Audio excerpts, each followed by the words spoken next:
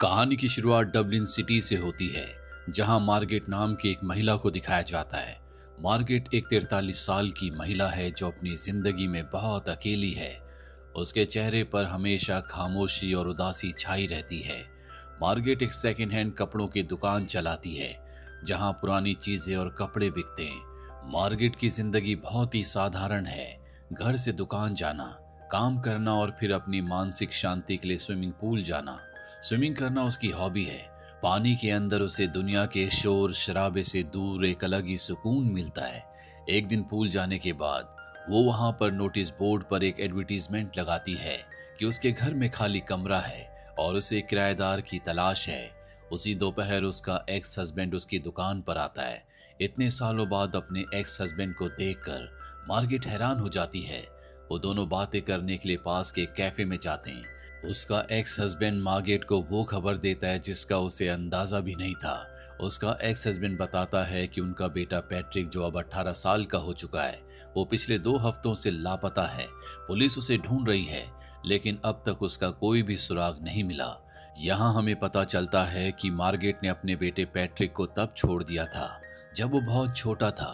बेटे के गायब होने की खबर सुनकर वो सन्न रह जाती है और अपने एक्स हस्बैंड से कहती है कि उसे नहीं पता कि पैट्रिक कहाँ है, क्योंकि उनका बरसों से कोई संपर्क नहीं हुआ। उसका एक्स हस्बैंड वहां से चला जाता है, लेकिन मार्गेट का मन अशांत हो जाता है। Getting tired of generating GST returns? We introducing Tax Easies to GST and TDS returns. Simplify generate and filing of multiple returns in one go. Use taxeasies.com. उस रात को दुकान पर देर तक रुकती है और अपने बेटे की एक पुरानी तस्वीर निकालती है और उसे दुकान के दरवाजे पर चिपका देती है, इस उम्मीद में कि शायद उसे कोई पहचान ले और उसकी कोई खबर मिल जाए। जब वो दुकान बंद करके घर जाने के लिए निकलती है तो उसकी नजर एक लड़के पर पड़ती है। वो लड़का जमीन पर बेसुध पड़ा होता है और बुरी तरह से घायल भी होता है। उसके हाथ से खून बह रहा है। मार्गेट उसे उस हालत में देखकर उसे अनदेखा नहीं कर पाती। इंसानियत के नाते वो उसे सहारा देकर अपने घर के अंदर ले आती है और सोफे पर लेटाती है और देखती है कि उसके हाथ में कांच का एक बड़ा टुकड़ा धंसा हुआ है। मार्गेट बहुत सावधानी से उस कांच को निकालती है और घाव को साफ करके पट्टी बांध देती है, जिसके बाद वो उसके लिए पानी और कुछ खाना लेने के लिए किचन में जाती है। लेकिन जब वो वापस लौटती है तो देखती है कि सोफा खाली है।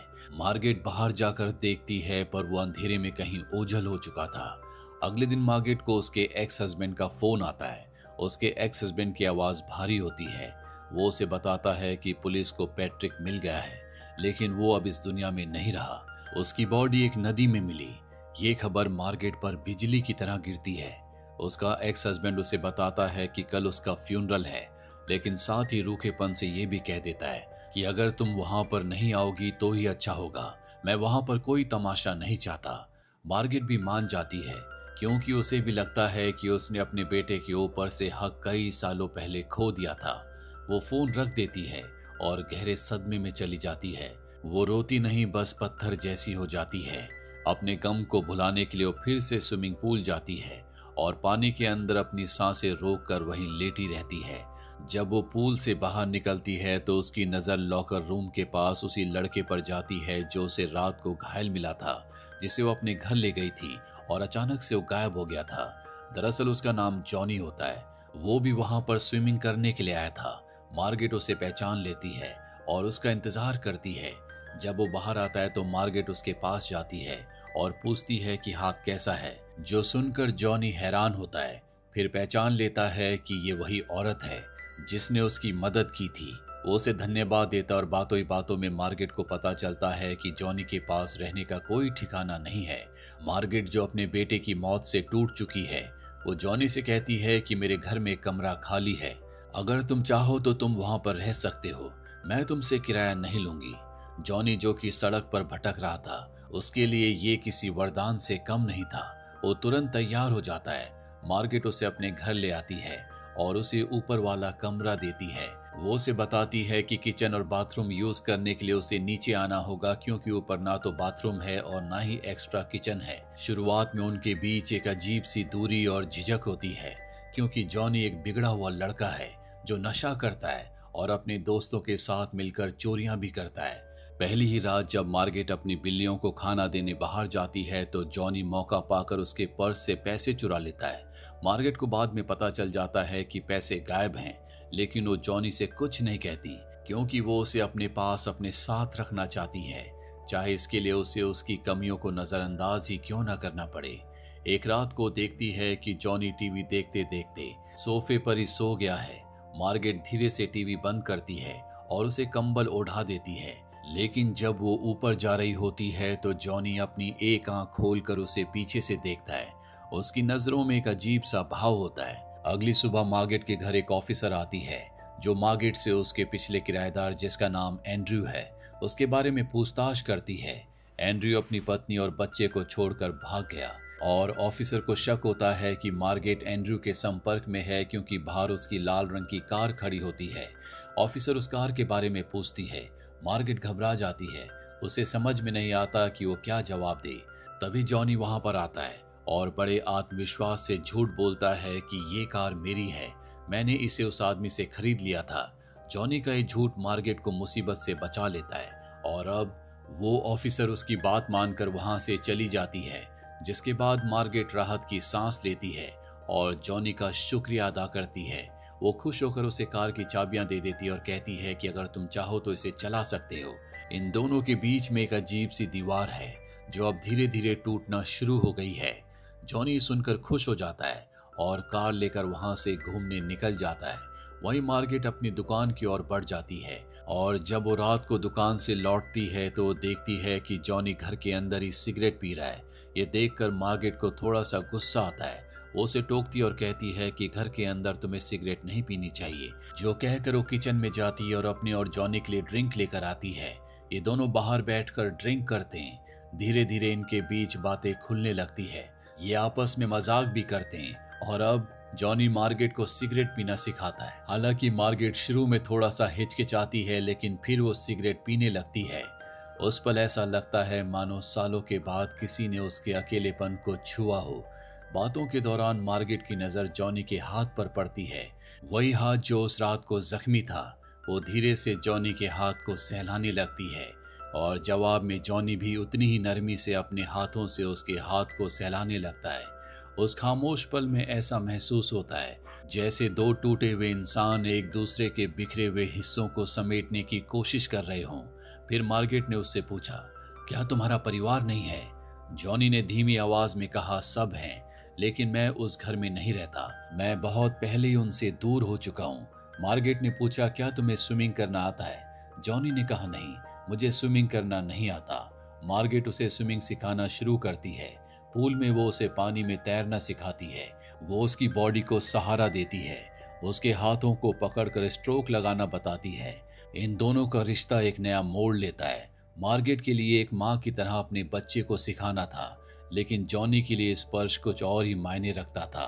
अचानक जॉनी खुशी से उसे अपनी बाहों में उठा लेता है, जैसे वो कोई खेल खेल रहे हो। उसकी हंसी और नजदीकियां बढ़ने लगती है। एक दिन जॉनी मार्गेट को ड्राइव पर ले जाने के लिए कहता है। वो दोनों शहर से दूर समंदर के किनारे जाते हैं, जहां ये पानी में एंजॉय करते हैं। जॉनी उसे खेल खेलने को बोलता है, सांस रोकने का खेल। वो बताता है कि बचपन में वो अपनी सारी बुरी यादों को मिटाने के लिए पानी के अंदर अपनी सांस रोक लेता था। मार्गेट भी ऐसा ही करती है। वो पानी के अंदर डूब जाती और काफी देर तक बाहर नहीं आती, क्योंकि उसे अपने गम और दुनिया के शोर से भागकर इस पानी के सन्नाटे में छुपे रहने की पुरानी आदत थी। पर जॉनी घबरा जाता, उसे खींचकर बाहर निकालता है। उस पल दोनों के बीच एक गहरा इमोशनल कनेक्शन बन जाता है और अब जॉनी उसके करीब आता है, उसकी गर्दन को छूता है। ये स्पर्श बहुत ही अलग था। मार्गेट सब समझ रही थी मगर खामोश रही, क्योंकि जॉनी में उसे अपना बेटा भी नजर आता था और अपने अकेलेपन का इलाज भी। वो बस यही चाहती है कि जॉनी हमेशा उसके साथ रहे। कुछ दिनों के बाद उसका एक्स हस्बैंड फिर से मार्गेट से मिलने आता है। वो भी अपनी जिंदगी से परेशान है और मार्गेट के साथ दोबारा जुड़ना चाहता है। वो मार्गेट को एक होटल में ले जाता है और साथ में दोनों सोते हैं। मार्गेट अपने बेटे के गम में इतनी अकेली थी कि उसे लगा कि शायद उसका एक्स हस्बैंड ही उसके इस दर्द को बांट सकता है। बस इसी उम्मीद में वो उसके साथ होटल में आई थी, लेकिन मार्गेट को महसूस होता है कि उसके एक्स हस्बैंड के साथ अब उसका कोई जुड़ाव नहीं है, बस खालीपन है। अगले दिन उसका एक्स हस्बैंड मार्गेट की दुकान पर आता है, जिसके हाथ में उसके बेटे पैट्रिक के कुछ पुराने कपड़े होते हैं। वो कहता है कि ये घर पर पड़े थे, मैंने सोचा कि मैं तुम्हें दे दूं। मार्गेट उन कपड़ों को अपने घर ले आती है और जॉनी से कहती है कि इनमें से जो भी कपड़े तुम्हें फिट हो तुम वो पहन सकते हो। जॉनी उनमें से एक शर्ट पहनता है। जैसे ही मार्गेट जॉनी को अपने बेटे की शर्ट पहने हुए देखती है, उसका दिल भर आता है, क्योंकि जॉनी की कदकाठी बिल्कुल उसके बेटे पैट्रिक जैसी थी। उस पल उसे ऐसा लगता है जैसे उसका बेटा पैट्रिक उसके सामने खड़ा है। वो अपनी भावनाओं पर काबू नहीं रख पाती और पीछे से जाकर जॉनी को अपने गले से लगा लेती है, जैसे उसने अपने बेटे को वापस पा लिया हो। जॉनी को भी समझ में नहीं आता कि मार्गेट इतनी इमोशनल क्यों हो रही है, लेकिन वो उसे अलग नहीं करता। अब रात को जॉनी जब अपने कमरे में नहीं होता तो मार्गेट उसे ढूंढने के लिए बाथरूम में जाती है। वहां जॉनी बाथटब में बैठा होता है। वो बहुत परेशान और उदास होता है। मार्गेट बिना कुछ बोले बाथटब के पास घुटनों पर बैठ जाती है। वो स्पंज उठाती और धीरे धीरे जॉनी के शरीर को नहलाने लगती है। पानी की बूंदें और मार्गेट का स्पर्श जॉनी के अंदर के खालीपन को भरने लगता है। जॉनी चुप रहा और पानी की लकीरों के साथ मार्गेट का हाथ फिसलते हुए जिस्म की उन हदों को पार कर गया, जहां पर टूटे हुए दिल और खोई हुई ममता के बीच कुछ ऐसा जन्म ले रहा था जिसका नाम दोनों ही नहीं जानते थे। अगले दिन मार्गेट अपनी एक दोस्त की पार्टी में जाती है, जहां उसका एक्स हस्बैंड भी मौजूद होता है। उसका एक्स हस्बैंड शराब के नशे में होता है और मार्गेट के करीब आने की कोशिश करता है। तभी वहां पर जॉनी अपने दोस्तों के साथ आ जाता है। वो उसके एक्स हस्बैंड को मार्गेट के साथ देखकर अंदर ही अंदर जलने लगता है। जब वो पार्टी से बाहर निकलते हैं तो उसका एक्स हस्बैंड जॉनी को उकसाता है। जॉनी का गुस्सा फूट पड़ता है और वो उसके एक्स हस्बैंड के चेहरे पर एक जोरदार घूंसा मारता है। जॉनी गुस्से में वहां से चला जाता है। वहीं मार्गेट थकी हारी घर लौटती है, लेकिन आधी रात उसके कानों में ऊपर वाले कमरे से अजीब सी आवाज आने लगती है। वो ऊपर जाकर दरवाजे की दरार से देखती है, जहां जॉनी अपने कमरे में किसी लड़की के साथ इंटीमेट हो रहा था, जो देखकर मार्गेट बिना किसी शोर के वहां से चुपचाप अपने कमरे में लौट आती है। अगले दिन मार्गेट बाथटब में बेसुध लेटी हुई थी, लेकिन उसके मन में तूफान चल रहा था। वो अपनी ही नजरों में गिर चुकी थी। उसे लग रहा था कि वो दुनिया की सबसे बुरी माँ है। पैट्रिक की मौत का बोझ उसके सीने पर पत्थर जैसा भारी लग रहा था और वो उसी अपराध बोध में डूबती जा रही थी। तभी जॉनी वहां पर आया और चुपचाप बाथटब के किनारे बैठ गया। उसने कोई सवाल नहीं पूछा, बस धीरे से अपने हाथ मार्गेट के कंधों पर रख दिए। उसकी उंगलियां मार्गेट के गले को ऐसे छूने लगी जैसे वो उसके पुराने जख्मों पर मरहम लगा। वहीं मार्गेट के एक्स हस्बैंड को उस पर शक होने लगता है। उसे पता चलता है कि जॉनी ने पैट्रिक की शर्ट पहनी थी। उसका शक यकीन में बदल जाता है कि मार्गेट इस लड़के के साथ रह रही है और उसे अपने बेटे की जगह दे रही है। एक रात उसका एक्स हस्बैंड एक बार में जॉनी को पकड़ लेता है। वो नशे में होता और जॉनी से पूछता है कि वो मार्गेट से क्या चाहता है, लेकिन जब जॉनी उसे इग्नोर करके जाने लगता है, वो जॉनी के ऊपर पीछे से हमला करके उसे पीटने लगता है। जॉनी घायल हो जाता है। इसी बीच घर के सन्नाटे में मार्गेट को फोन पर एक वॉइस मैसेज मिलता है। ये जॉनी की माँ का था, जिसकी आवाज में तड़प थी। मुझे पता है कि मेरा बेटा तुम्हारे पास है, प्लीज मुझसे बात करो। मार्गेट जॉनी की माँ की आवाज सुनकर परेशान हो जाती है, क्योंकि एक खोए हुए बेटे की माँ का दर्द उससे बेहतर कोई नहीं समझ सकता, पर वो डर की वजह से खामोश रहती है। देर रात जॉनी घायल हालत में घर लौटता है। उसका चेहरा सूजा हुआ होता है और शरीर पर चोटें होती है। मार्गेट उसे देखकर रोने लगती है। उसे एहसास होता है कि ये सब उसी की वजह से हो रहा है, क्योंकि उसके एक्स हस्बैंड की जलन और उसके खुद के फैसलों ने जॉनी को इस हालत तक पहुंचा दिया। वो तुरंत उसे अस्पताल लेकर जाती है, जहां जॉनी को मरहम पट्टी के लिए अंदर ले जाया जाता है। मार्गेट वेटिंग एरिया में बैठती है। वहां उसकी नजर नोटिस बोर्ड पर जाती है। वहां कई मिसिंग पर्सनल पोस्टर लगे होते हैं। उसे अपना वक्त याद आता है जब उसने भी अपने बेटे पैट्रिक के लिए ऐसे ही पोस्टर लगाए थे।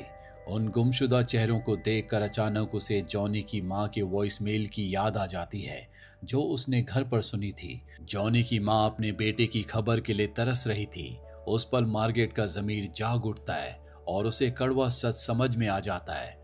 वो अब तक जॉनी के अंदर अपने मरे हुए बेटे पैट्रिक को जिंदा रखने की कोशिश कर रही थी। वो अपनी ममता और अपने अधूरेपन को भरने के लिए जॉनी का इस्तेमाल कर रही थी। जबकि हकीकत ये थी कि जॉनी का घर यहाँ नहीं बल्कि उसकी अपनी माँ के पास है। ये ख्याल आते ही उससे रहा नहीं जाता। वो अपने कांपते हुए हाथों से फोन निकालती और जॉनी की माँ को कॉल करके बता देती है कि उनका बेटा यहाँ अस्पताल में है। इसके बाद मार्गरेट जॉनी को बिना कुछ कहे शांत कदमों से वहां से निकल जाती है, वापस अपनी उसी दुनिया की तरफ जो कि सिर्फ और सिर्फ अकेलेपन और दुख की गहरी खामोशी से घिरी हुई थी। और इसी सन्नाटे के साथ ये कहानी यहीं पर खत्म हो जाती है। इस कहानी में बताया गया है कि जब इंसान अकेला और दुखी होता है तो वो सहारे के लिए किसी भी हद तक जा सकता है। हालांकि मार्गरेट ने जॉनी में अपने खोए हुए बेटे को देखा था, लेकिन उसके अकेलेपन और दुख ने उसे इतना मजबूर कर दिया कि उसने उसी जॉनी में एक प्रेमी को भी पा लिया। ये एक ऐसा रिश्ता था जिसे कोई भी समझदार दिमाग शायद कभी स्वीकार नहीं करता, लेकिन मार्गरेट के टूटे हुए दिल की यही हकीकत है। आपको क्या लगता है, क्या मार्गरेट ने जॉनी को उसकी माँ को सौंप कर सही किया, या उसे जॉनी को अपने साथ रखना चाहिए था, या जॉनी के साथ उसका जो रिश्ता था वो सही था या गलत? अपनी राय को कमेंट बॉक्स में जरूर लिखें। उम्मीद करते हैं कि ये कहानी आपको पसंद आई होगी।